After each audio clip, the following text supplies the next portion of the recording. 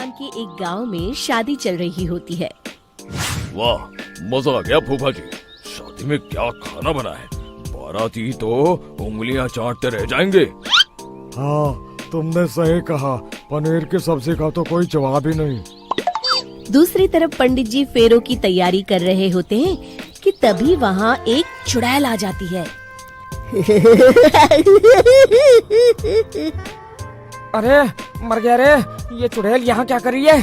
अरे दिवाकर जी, ये आपकी कौन सी रिश्तेदार है? अरे मुझे क्या पता, क्या भाग्यवान, कहीं ये तुम्हारे मायके से तो नहीं आई है।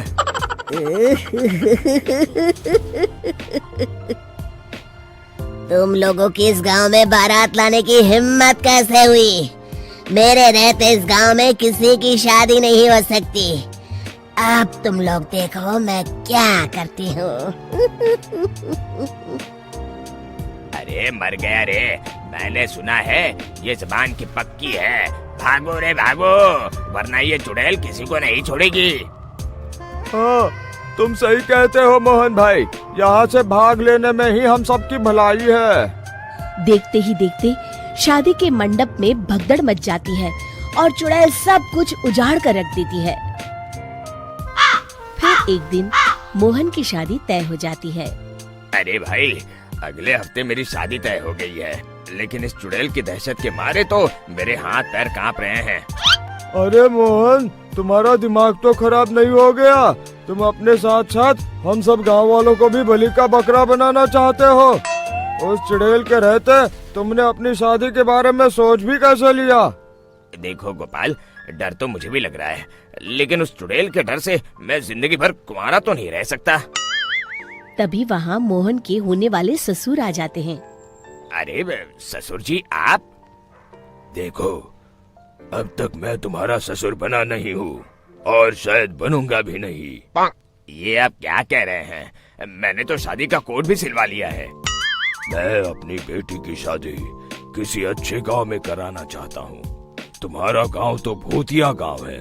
मैं तो क्या, अब तो कोई भी अपनी लड़की इस गांव वालों को नहीं देगा। इस तरह चुड़ैल के डर से उस गांव में किसी की भी शादी नहीं हो पाती। फिर एक दिन गांव के जमींदार अपनी बेटी की शादी करने का विचार करते हैं, लेकिन चुड़ैल के डर से उनकी भी हिम्मत जवाब दे देती है। अगर मेरी बेटी की शादी तय समय से नहीं हुई तो मेरी नाक कट जाएगी।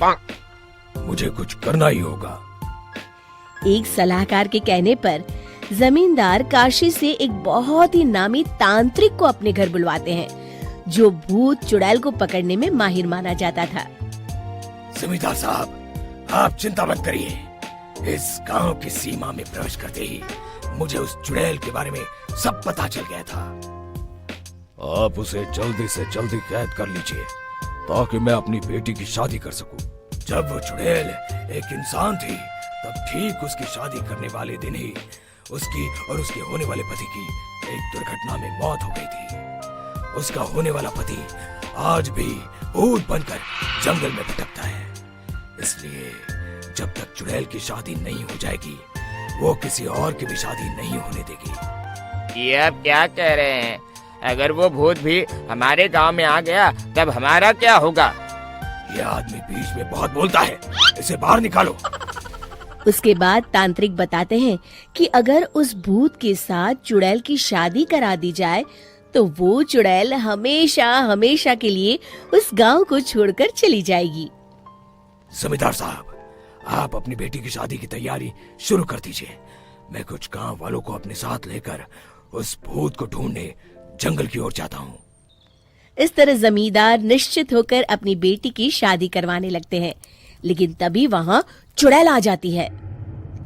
मैंने तुम गांव वालों को समझाया था ना कि इस गांव में कभी कोई शादी नहीं करेगा। लगता है तुम लोग मुझे हल्के में ले रहे हो। चुड़ैल जमींदार की बेटी को उठा लेती है।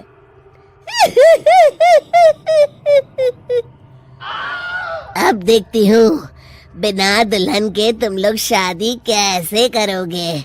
मैं इसे अपने साथ ले जा रही हूँ। छोड़ मुझे, पिताजी, मुझे बचाइए। अरे कोई मेरी बेटी को बचाओ। तभी तांत्रिक उस भूत को लेकर वहां पहुंचता है। अरे भाग्यवान, रुको, इन मासूमों को परेशान मत करो, मैं आ गया हूँ, अब तुम मेरे साथ चलो। चुड़ैल बहुत खुश हो जाती है।